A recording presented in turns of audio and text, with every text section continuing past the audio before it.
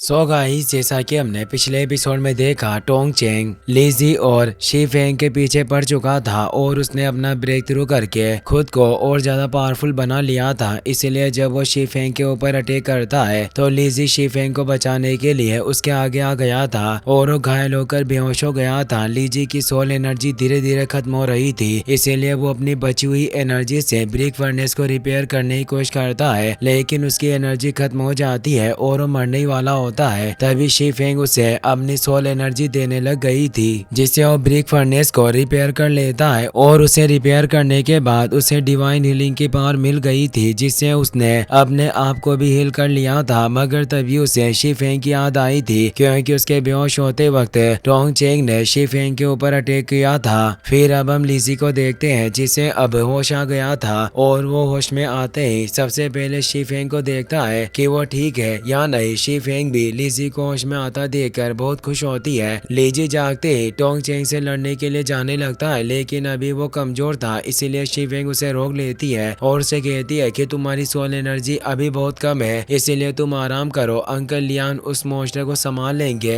ये कहकर वो लीजी को बैठा देती है। जिसके बाद हम अंकल लियान और टोंग चेंग की फाइट देखते हैं, जिसमें अंकल लियान टोंग चेंग को बहुत बुरी तरह से पीट रहे होते हैं। लेकिन अब टोंग चेंग जो समझ गया था कि अगर ऐसा ही चलता रहा तो हार जाएगा, इसीलिए वो अपनी सारी सोल स्पीड का यूज करके अपनी पावर्स को बहुत ज्यादा बढ़ा लेता है। अब अंकल लियान उसके ऊपर अटैक कर रहे थे, लेकिन वो उनके अटैक्स को रोककर अंकल लियान को मारता है। इसीलिए अब शी फेंग भी उसके ऊपर अटैक करने लग जाती है, पर शी फेंग के अटैक से टोंग चेंग को कोई फर्क नहीं पड़ रहा था। अंकल लियान उसके अटैक से बच रहे थे, लेकिन उसे मार नहीं पा रहे थे, जिसे देखकर अब लीजी सोचता है कि इसकी बॉडी कंक्रीट की तरह मजबूत हो चुकी है। पर ये सोचकर वो खुश होता है और कहता है कि ऐसा कोई कंक्रीट नहीं है जिसे मैं तोड़ ना सकूं। ये कहकर अपनी आर्किटेक्चर की स्टडी का यूज करता है और जियाओकी को टोंग चेंग की बॉडी पर कुछ मार्क लगाने के लिए कहता है। जियाओकी को लीजी का प्लान समझ नहीं आता, लेकिन वो वैसा ही करता है जैसा लीजी ने उसे कहा था।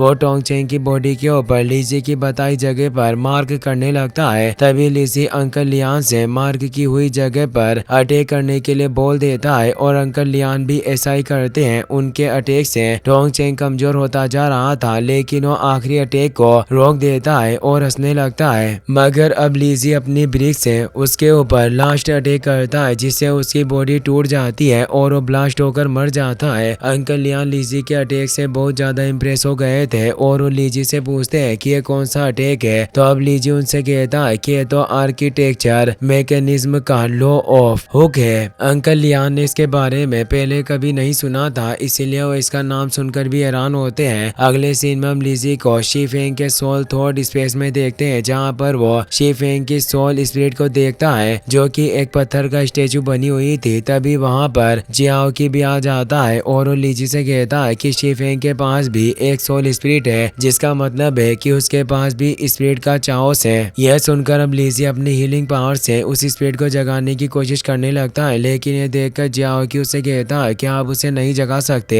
वो इल्यूजनरी कॉन्टिनेंट की बुक में देखकर लीजी को बताता है कि स्पिरिट ऑफ चाओस अपने आप ही जागती है। यह सुनकर लीजी जियाओकी से कहता है कि जब मैं इस दुनिया में आया था उस दिन मेरा 18th बर्थडे था, शायद उसी दिन मेरी स्पिरिट ऑफ चाओस एक्टिवेट हुई होगी। इसके बाद हम लीजी को शी फेंग की घोड़ा गाड़ी के अंदर देखते हैं। शी फेंग ने लीजी को अपनी स्पीड एनर्जी दी थी, जिससे वो बहुत ज्यादा कमजोर हो गई थी और अब लीजी उसे अपने डिवाइन हीलिंग पावर से ठीक कर रहा था। शी फेंग को ठीक होता देखकर अंकल लियान हैरान हो जाते हैं, क्योंकि उन्होंने पहले कभी डिवाइन हीलिंग टेक्निक को नहीं देखा था। वो लीजी से पूछते हैं कि तुम ये सब कैसे कर रहे हो, तो लीजी उन्हें बताता है कि ये मेरा हीलिंग मैजिक है। यह सुनकर शी फेंग उससे कहती है कि यह तो तभी मिलता है जब स्पिरिट ऑफ चाओस एक्टिवेट हो जाता है। यह सुनकर लीजी उससे कहता है कि हाँ, तुमने सही कहा, मेरी स्पिरिट ऑफ चाओस एक्टिवेट हो चुकी है। मैं एक जिंदगी और मौत वाली सिचुएशन में था, जिससे मुझे मेरी स्पिरिट ऑफ चाओस को एक्टिवेट करने में मदद मिली। लीजी उसे सच नहीं बता सकता था, इसीलिए वो उसे झूठ बोल रहा था। यह सुनकर शी फेंग लीजी से पूछती है कि क्या तुम्हारे पास कोई तरीका है जिससे मेरी स्पिरिट ऑफ चाओस भी एक्टिवेट हो जाए। शी फेंग भी बात सुनकर लीजी उसे कहता है कि अगर तुम हाई ग्रेड की सोल शेडो अब्सॉर्ब कर लोगी तो मेरे डिवाइन हीलिंग मैजिक से मैं तुम्हारी स्पिरिट ऑफ चाओस को हील कर दूंगा और फिर तुम्हारी स्पिरिट ऑफ चाओस एक्टिवेट हो जाएगी। अंकल लियान भी यह सब सुनकर बहुत हैरान हो गए थे क्योंकि उन्हें ये पता था कि एक हाई लेवल की सोल शैडो को एजो करने में बहुत ज्यादा खतरा है। अब रात हो चुकी थी और शीफेंग अपने सोल स्पिरिट के बारे में सोचकर उदास थी, लेकिन तभी लीजी उसके पास आता है और उसे कहता है कि तुम चिंता मत करो, एक बार मैं मिस्टी माउंटेन पर जाकर अपना काम पूरा कर लूं, उसके बाद मैं तुम्हारी स्पिरिट ऑफ चाओस को एक्टिवेट करने में मदद करूंगा।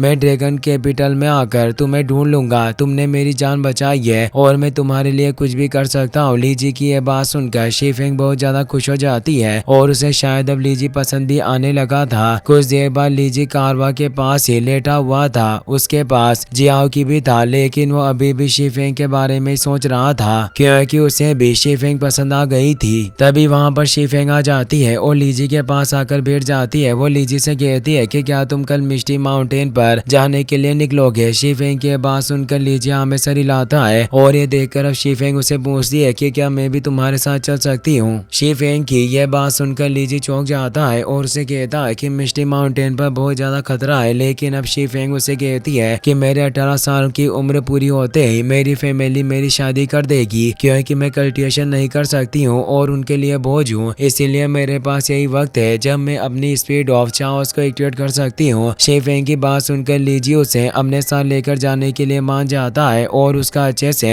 ध्यान रखने का वादा भी करता है। इसके बाद जब लीजी सुबह जागता है तो अंकल लियान को देखता है जो शीफेंग को लीजी के साथ जाने की परमिशन नहीं दे रहे थे। यह देखकर लीजी उनके पास जाता है और उनकी बात सुनता है। वो अंकल लियान से कह रही थी कि आप मुझे हमेशा प्रोटेक्ट नहीं कर सकते, मुझे दुनिया घूमनी है और अपने आप को काबिल बनाना है। अंकल लियान कहते हैं कि लीजी अभी इतना पावरफुल नहीं है कि वो तुम्हें प्रोटेक्ट कर सके, मगर अब यह सुनकर लीजी वहां जाता है और अंकल लियान से कहता है कि मैं शीफेंग का पूरा ख्याल रखूंगा, आप चिंता मत कीजिए। लीजी की बात सुनकर अंकल लियान उसे कहते हैं कि अगर ऐसी बात है तो मैं तुम्हें एक चैलेंज करता हूँ। ये कहकर वो एक सर्किल बनाते हैं और लीजी से कहते हैं कि अगर तुम मुझे इस सर्किल से बाहर निकालने में कामयाब हो गए तो मैं शीफेंग को तुम्हारे साथ जाने दूंगा। लीजी भी अब लियान की बात मान जाता है और उसे सर्किल से बाहर निकालने के लिए उसके ऊपर अटैक करने लगता है। कुछ देर लड़ने के बाद लीजी लियान को सर्किल से बाहर निकालने में कामयाब हो जाता है और यह देखकर अब लियान भी खुश होकर लीजी की तारीफ कर देते हैं, मगर लीजी उन्हें खुश करने के लिए उनसे कहता है कि आपने जानबूझकर मुझे जीतने दिया, नहीं तो मैं नहीं जीता।